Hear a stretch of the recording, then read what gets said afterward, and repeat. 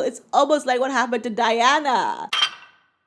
Hello everyone and welcome back to my channel. Of course, this is a true crime edition. The Markle's hoax, we're just doing a follow-up on it. We've got some more clarity. We have some legal letters that are going on. Yeah, let's get into it. I'm wearing this Los Angeles sweatshirt to remind the Markles that it's time for them to go back to Los Angeles. Yes, the city of New York is tired and they're through with the Markles. This just in, Meghan Markle and Prince Harry may be sued by US citizens over their claim that they were chased by paparazzi photographers in New York. Several New York citizens said they were stuck in traffic for hours due to the drama staged by the royals. An eyewitness said there were lots of near high-speed collisions after the couple's car was stopped in the middle of the road. Good use of their own language. Speculations are doing the rounds that the next 2 weeks are going to be interesting because the latest episode of the couple have gone too far. I love that they don't use the titles, the Duke and Duchess. They're now relegated to Meghan Markle and Prince Harry. Everyone's done with them. It's over. It's curtains. This is not the first time that New York has been completely sick of them. I don't know if you remember this time when Meghan went to read a book or something at schools in New York, and one of the mothers was really upset. I just remember her burning this magazine. Yo, check this out. This girl right here told my daughter in Harlem, New York, when they visited with the gingerhead husband, she told her that she was a princess. Say what? Princess?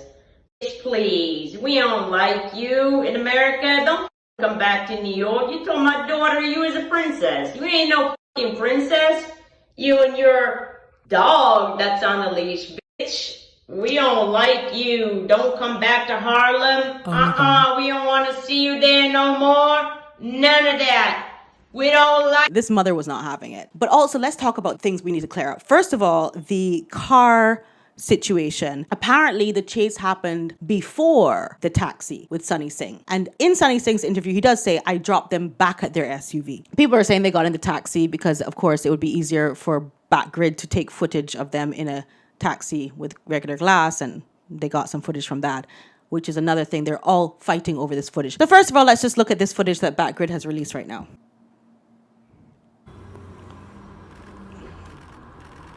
Okay, it says the Backgrid paparazzi approaches Harry and Meghan's taxi.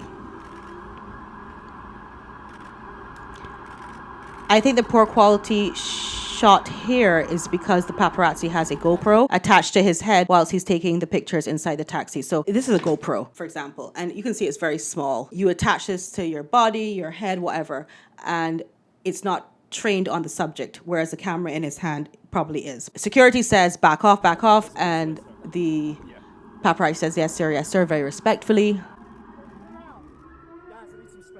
It says, notice the red and blue flashing lights and sirens in the background. This is a sign that they are emergency vehicles on active duty, i.e. get out the way. Yeah, the police are on a thing of their own. That's the bad-shaped bodyguard, Christopher Sanchez, now out of the yellow taxi. Sanchez gets back in the vehicle.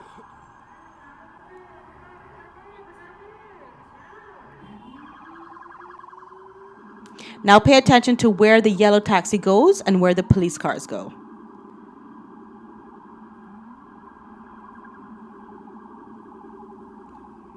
Harry and Meghan's taxi go in the opposite direction from the police car. Okay, so that's the only footage we have right now of any car chase.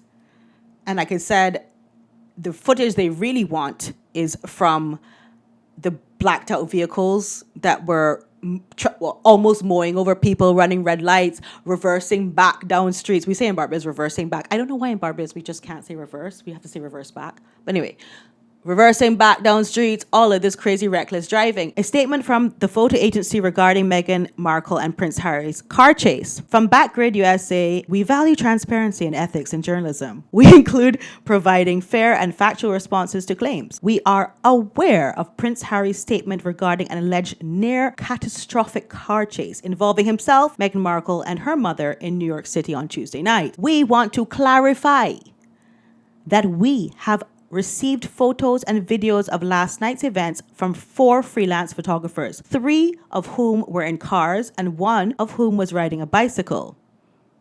Well, that's really convenient for a high-speed chase. Oh, it must have been one of those bicycles with all the gears. What are we talking about? It's a bicycle. That's like that time she was pretending that a Vespa was chasing her all over the place while she's in like a Range Rover with a V8 engine or something, and this Vespa is like trailing them. Remember that? That was in the documentary. According to the accounts given by these freelance contributors, they were covering the couple's stay in New York City, including the possibility of a dinner after an award ceremony. They had dinner at the award ceremony, though.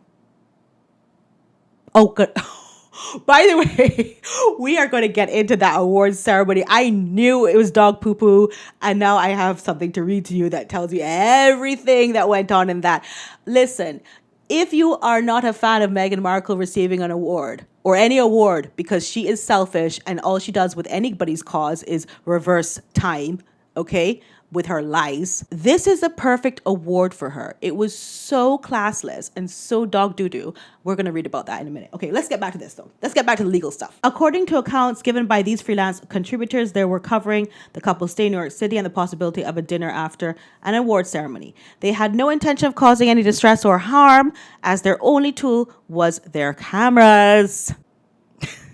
No weapons. A few of the photos even show Meghan Markle smiling inside the cab. That is a very legally important statement because it shows proof that she was not in fear. It proves that she is lying about the way she felt in that moment. The photographers report that one of the 4 SUVs from Prince Harry's security escort was driving in a manner that could be perceived as reckless. The vehicle was seen blocking off streets, and in one video is shown being pulled over by the police. We understand that Prince Harry and Meghan Markle's security detail had a job to do, and we respect their work. We do, however, want to point out that according to the photographers present, there were no near collisions or near crashes during the incident. The photographers have reported feeling that the couple was not in immediate danger at any point. Now we understand why they're fighting over this footage. There have been legal letters demanding the footage from the Sussex camp, and there has been a response from the legal team from Backgrid. Backgrid, by the way, is quite a big company. I didn't know that, but TMZ, which I know is a big company, has called Backgrid a big company, so they must be a big company. So now we find out that Harry and Meghan's lawyers have contacted one of the photo agencies, one of the big ones, Backgrid. The footage shows that they are in the wrong, that the Sussex security team is in the wrong. Everyone was saying they want the footage because of, oh, it's their trailer for their Netflix and all that. And that may very well be. I mean, they use a trailer similar to that in the last series. Oh, it's almost like what happened to Diana. Except this time, it was our fault. Let's read the legal letters because they're a hoot. So the letter from the Sussex camp. We hereby demand that Backgrid immediately provide us with copies of all photos, videos, and or films taken last night by the freelance photographers after the couple left their event and over the next several hours. Girl, I would not be claiming that was my event, but we're going to get to that. We're going to get to how bad that event was. It's so insane. Who talks like this? We hereby demand by the powers invested in us by us that, like... The lawyers for Backgrid responded, in America, as I'm sure you know, property belongs to the owner of it. Third parties cannot just demand it be given to them, as perhaps kings can do. Perhaps you should sit down with your client and advise them that his English rules of royal prerogative to demand that citizenry hand over their property to the crown were rejected by this country long ago. We stand by our founding fathers. I mean, I thought I was petty. I thought I was petty.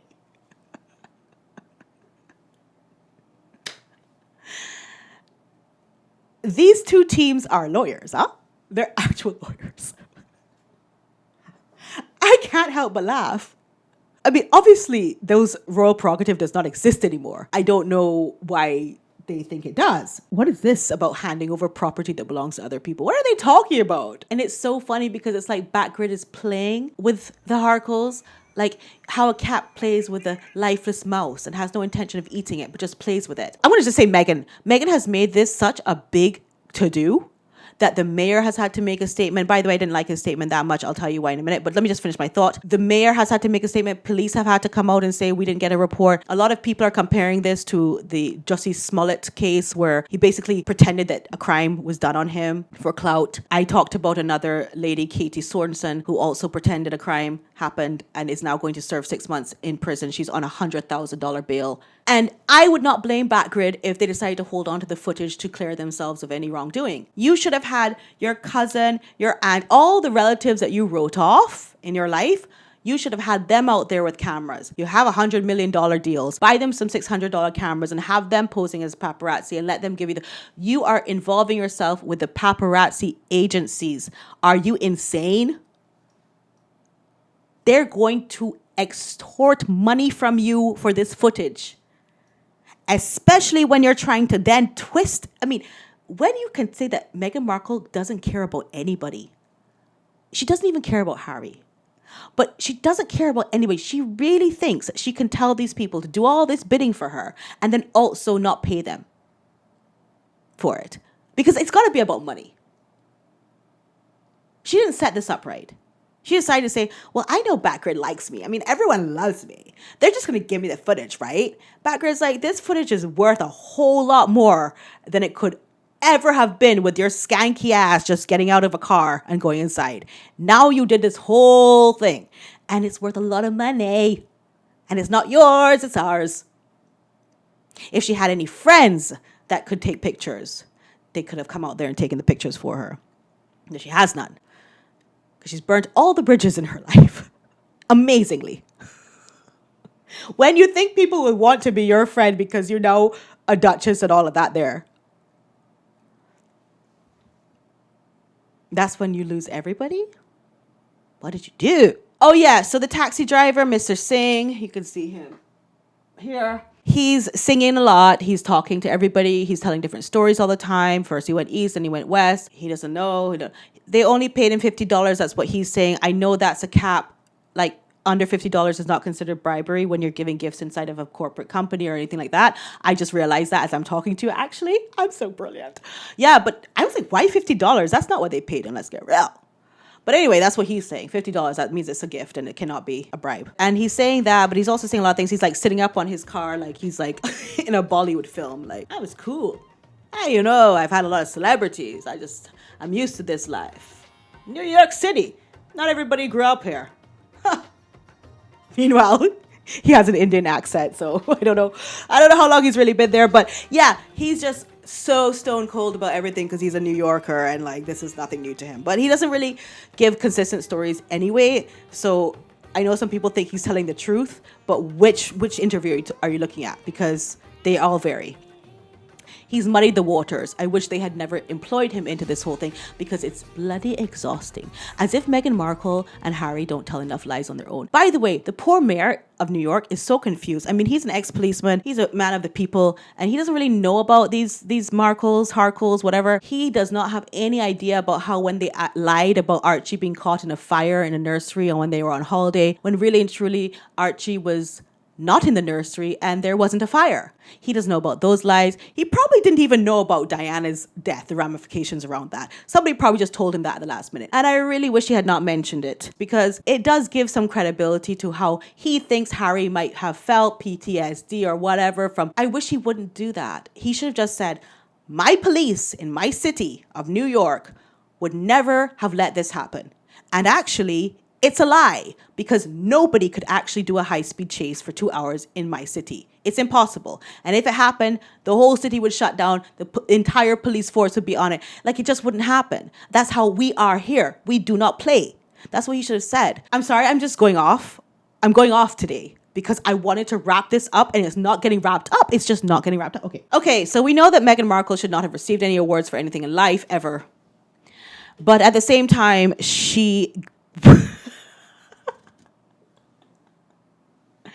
kind of deserved this award, by all accounts. Fatuous, irrelevant, and no sense of purpose. What a fitting backdrop Manhattan's woman of vision made for the vapid Markle herself. Fellow guest, Maureen Callahan, sparkling account of Meghan's word salad gala appearance, okay? And Maureen Callahan wrote this herself. This is interesting. Okay, so my camera battery just up and died, so you know she's a Meghan sugar.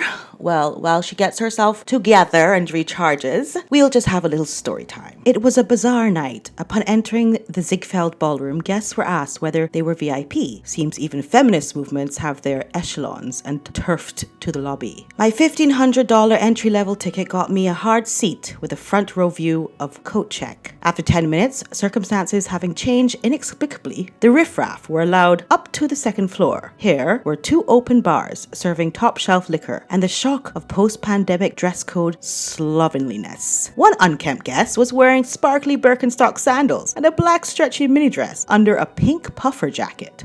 These were VIPs? The only recognizable person I saw was Peloton instructor Ali Love, and that's saying something. Where were the stars? Where were the notables of the movement? The Malalas, the Fondas, the Beyoncés? Perhaps no one was meant to outshine Meghan. Only one feminist icon was going to enter via a rental car office. Down in the ballroom, the plated salads on our banquet tables were ready, waiting for us. Dry, unsightly, stringy greens that resembled nothing so much as regurgitated hairballs. Notably, not one person I spoke to, nor one speaker or honoree mentioned Meghan. Not one said how exciting it was to have her there. Not one expressed the slightest curiosity at what she'd have to say. If anything, as the night dragged on and the event slipped an hour behind schedule, a sudden break announced so we could finally have dinner. The crowd bristled. It says something when a table of size 6 women tear into their heavily glazed steak and buttery mashed potatoes with abandon. Yes, the night was pure Meghan Markle. A manufactured build-up of anticipation, a highly dramatic entrance afforded no other actual activists. Meghan climbed on stage to the Alicia Keys' She Row anthem, Girl on Fire. And then a whole lot of nothing. Verbiage and word salad that were content-free except when speaking on her favorite subject, herself. Here, in real time, we observed Meghan's inability to read a room. She thanked the other honorees without naming them. Congratulations, she said, and frankly, well deserved. It was all so smug and supercilious, this glorified podcaster telling these boots-on-the-ground activists, no matter what one thinks of their politics, that they had, in fact, earned their place on the same stage as the great Meghan Markle. That, frankly, was so typical. It was meant to redound to Meghan's benefit, as the lone wolf daring to speak the unspeakable. There was a cringe-inducing humble brag calling her new friend Gloria Glow. It brought to mind the forced intimacy of meeting Kate Middleton barefoot and insisting that the pair share lip gloss. It's Glow to Meghan, but Meghan is Duchess to us. Did you just look at me? Did you? Look at me! Look at me! How dare you! Close your eyes! We all bear witness, Meghan continued of her fellow honorees, to you standing in elegance and the power of your strength. Huh? This crowd was not convinced. This crowd was checking their watches. There were trains to catch, children to kiss goodnight. Alas, we were stuck with the vapidity of La Markle. Her speech didn't even deliver fresh content. She repeated the story, as told on her podcast, of poor little Meghan coming home from school to her TV dinner, cat collars and copies of Miss magazine strewn about courtesy of her mother, even though it's well documented that her father primarily raised her. Having these pages in our home, she went on, signaled to me that there was so much more than the dolled-up covers and those images that you would see on the grocery store covers. It signaled to me that substance mattered, says the former D-list actress and former briefcase game show girl who used her looks to get ahead, who has posed for those very same magazine covers. This warmed-over speech, less heated than our steaks, was Meghan's greatest hits. Change is just one action away. You can be the visionary of your own life. Daily acts of service and kindness, in advocacy, in grace, and in fairness. The imprints that were forged in my mind, I can now connect the dots in a much better way to understand how I became a young feminist and evolved into a grown activist. A feminist who, let us not forget, has publicly demonized her famous sister-in-law, Waity Katie, to Oprah and an audience of millions. Kate made me cry. Wah. In truth, Meghan's a self-identified grown activist who has done nothing. The pontification of her sing-songy cadence as she luxuriated in her own praise was as insufferable as it was revealing. Miss, she said, was formative in my cocooning. It piqued my curiosity, and it became the chrysalis for the woman that I would become and that I am today. Right, the woman who vilified the institution headed up by Queen Elizabeth II in her final years. The woman who heavily alleged institutional racism until her husband finally backed away from the terrible smear. A woman with no substance and no accomplishments as a feminist. A woman who is still trying to one-up the royals, even from a car park adjacent ballroom with no red carpet. Meghan is the personification of Miss as an organization that has lost its way. Indeed, most of the night was spent advocating not for women, but for trans rights and critical race theory. Abortion is racist, we were told. Beware the white supremacist patriarchal system. Yes, even the Miss Foundation, established for biological women out of a deep and enduring necessity, has been subsumed by men who identify as women. How fitting then that the night was overshadowed by a grasping phony whose empty platitudes on a stage failed to make headlines, whose spokesperson told a wild story of a high-stakes car chase. Pity Meghan, but recognize her strength. Admire her, but never laugh at her. And never, ever question her veracity. I love it. It's an amazing article, well written. It's perfect. It sums up the night. It sums up her life. It sums up everything for me. But anyway, I just wanted to tell you, thank you so much for watching me. And please don't forget to like, subscribe, press the bell notification. I am going to be doing some lives, so please stay in touch. Love you so much. Bye. Oh, and don't forget to comment below. Bye. Bye. Bye.